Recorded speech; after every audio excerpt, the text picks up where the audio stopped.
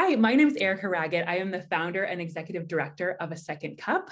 We are a nonprofit coffee shop working to fight human trafficking in Houston. And we do that by raising awareness with the public about the issue of human trafficking. We partner with other organizations who are working in this field to end human trafficking, and we also invest in the lives of survivors. And one of the ways that we partner and raise awareness is by working with other organizations like Children at Risk on a monthly basis, and they're called our split shop partner. And during that time, we like to learn more about them, promote the work they do, and also we have a split shot drink that financially supports their work. So we're here today with Jarrett Guajardo. He is the director of CTEC, which is the Center to End the Trafficking and Exploitation of Children. And he's going to talk to us today about the work that Children at Risk does and why it's so important in the fight against human trafficking. So welcome, Jarrett. Thanks for joining us today. Yeah, awesome to be here and have the chance to chat. Well, I would love for you to start off with telling us just a bit about the work that Children at Risk does. Yeah, absolutely. So Children at Risk is a catalytic organization. So, which is to say that it's not playing this like direct service providing role.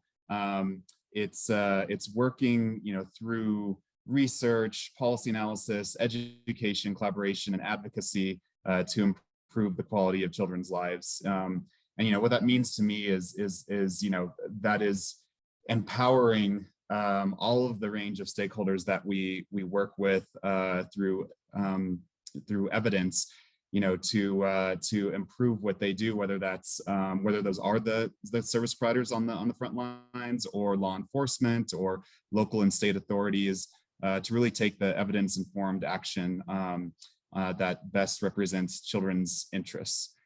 So in short, we generate and synthesize knowledge about the needs of children and how best to address those needs. Yeah, I mean, Children at Work, I feel like, is so prolific in the area of child welfare. Like, you do so much work in so many different areas, including education and housing and all those kinds of things. And I was hoping you could share a little bit about how all of these different kind of sectors that you work in combine with or intersect with the issue of human trafficking. Yeah, absolutely. And this is something that we are thinking about much more seriously as of late, because human trafficking for a while, and not just at Children at Risk, but has been sort of fragmented in many ways, geographically, but also in sectorally, sort of addressed as a niche area. But there's I think a critical mass of awareness now that that's an ineffective approach, and a lot of the factors that sort of drag people into to sex work and trafficking are obviously related to abuse and exploitation in other areas, and economic desperation. Another emerging area for us is opportunity youth. So looking at when and how disconnections happen and how that makes youth vulnerable to things like sexual exploitation and abuse and trafficking. So we are trying to more intentionally connect a lot of these dots, and sort of have to take a complementary holistic approach to addressing trafficking, but then simultaneously to addressing all of the needs that children have, which are not siloed, which are interconnected. Yeah, I think the more we kind of work on this, the more we all recognize that there are so many issues at play here that if we only focus on one, we're not going to be meeting all of the needs of the individual. So yeah, I love that.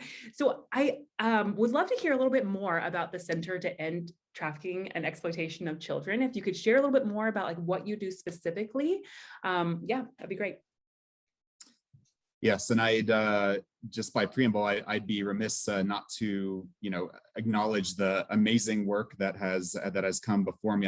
I've started less than a month ago now, and so I am stepping into a great foundation that was laid by Jamie Crothers and Caroline Roberts, Alyssa Schallenberger.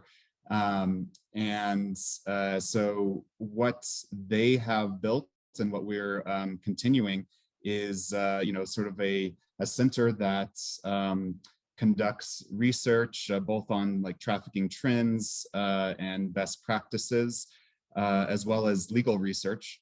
And then building on all of that research, we educate the public through speaking engagements, media outreach, and also our annual summit, which is coming up September 10th. And we also bring together, stakeholders through our coalitions. We have an advocacy coalition, we have anti-demand coalitions, and those are to share knowledge and take collective action. And then there's a very strong history and current efforts to advocate for stronger laws and improved response to related to the sex work and exploited children. So to go into a little bit of detail, there's been a heavy focus to this point on addressing demand. So anti-demand work focused on deterring and diverting buyers who purchase sex work from purchasing sex work. And so that's been largely through our CEASE project. And that is where we have these anti-demand coalitions that we're looking to, that have been regional to date, but in August, we will merge them into a statewide anti-demand coalition, which is exciting, to expand the scope of resources and best practices available to the members. We're also involved in facilitating the training of volunteers in the CEASE cities that we support to intercept calls and chats from buyers, and take a compassionate approach to understanding buyers and educating them, busting some myths, and providing resources, to divert them away from purchasing sex. And then, we've mapped out, we will be mapping out anti-demand services and resources so that there is, those all reside either within a report or hopefully both within a report and on a website for people to be able to see geographically, what exists out there. Some existing resources we have on our website, you can find a map of 600 suspected illicit massage businesses, and in particular their proximity to schools, just to raise awareness. A lot of people think that the sex trafficking is something that happens in a very distant way, that's not proximate to them or their lives or their children's lives, but that's sort of to spark a conversation about how unfortunately proximate it actually is. And we have an illicit massage business IMB toolkit. There's a version for both local law enforcement as well as for local authorities about how to prevent and respond to these businesses. And most recently, we have a legislative debrief from the 87th legislative session that goes through for all of our areas, but including human trafficking, what were the legislative wins and missed opportunities from this past session. Yeah. So speaking of that, I know Children at Risk works a lot in the advocacy space. And so I was hoping you might be able to share some important legislation that people should be aware of that affects this population. Yeah, absolutely. There's quite a few, and we can refer to the report for the full list. But I suppose just to highlight a couple. There was a HB 390, which requires, so these are the wins, the legislative wins we had related to prevention. So HB 390 requires hotels and motels to train employees on trafficking prevention and reporting, and also to post signs in areas that are visible to employees to provide reporting information. It's very important. For child specific legislation, there's a SB 315, which prohibits sexually oriented businesses from employing individuals under 21 or allowing those under 18 from entering the premises. And then SB 766 requires that these sexually oriented businesses use an e-verify system to check employees' identification documents to ensure that they're 21 or above. There was also the Texas Human Trafficking Prevention Task Force Human Trafficking Omnibus Bill, which was HB 1540, that this one provides extra protections for children in residential treatment centers, which is very important because that's where a lot of recruitment can happen in proximity to those. And it also increases penalties for soliciting sex. So on the buyer side, which is really where we want to focus, increases those penalties from a Class A misdemeanor on the first offense to a state jail felony, actually. So that's on the in the area of deterring demand for sex work. But unfortunately, there were some missed opportunities. So for example, there's HB 2803, which would have allowed tenants to void their lease if their landlord is also leasing to one of these illicit massage businesses within the same commercial vicinity.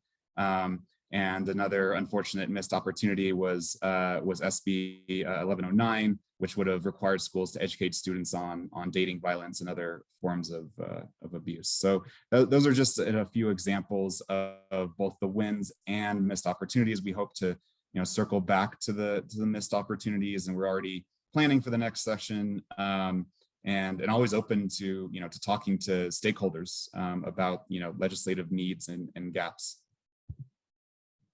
Yeah.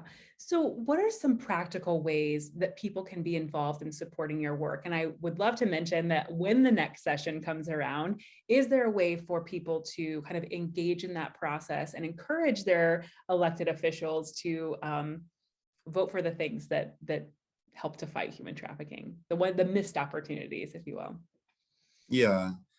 Well, I think, the first step is just, for all of us to take, a little time, and it doesn't take much to educate ourselves about the realities of human trafficking and sex work, and a lot of the sort of the myths or misconceptions that are out there, related to this. And, there's a lot of sources. The Polaris Project's website is sort of a great resource that people can check into, but also Children at Risk website allows people to request a speaker. So if they have if they have an organization or a school, any group they'd like us to talk to, we respond to those requests. And then sort of course, like having the national human trafficking hotline number on your phone once you've educated yourself about the signs of human trafficking, and for parents as well, to have those open and compassionate conversations with their kids about healthy boundaries and to educate themselves on cybersecurity and signs of grooming. And then we've put this legislative debrief document out there, so just to educate people, for people to educate themselves on what's already been passed, what are the wins, as well as the missed opportunities that we hope to circle back to, and through whatever channel they are in touch with their their representatives to add this to their to their list of asks. Because it is something that unfortunately is proximate to so many places in Texas, and is is definitely one of the most acute sources of human suffering that's going on too often under the radar. And then finally, of course, to donate to Children at Risk or other organizations, or local organization, because we're all in this together. There's so many of us working on the same issue, because it really takes resources to take a rigorous look at how to continue to make an impact against what is a very complex and terrible form of human suffering. Yeah. Well, Jarrett, thank you so much for the work that you do. I am a huge fan of Children at Risk and always have been. Thank you for sharing with us today, and I look forward to partnering with you more in the future. Yeah, likewise. Thank you so much.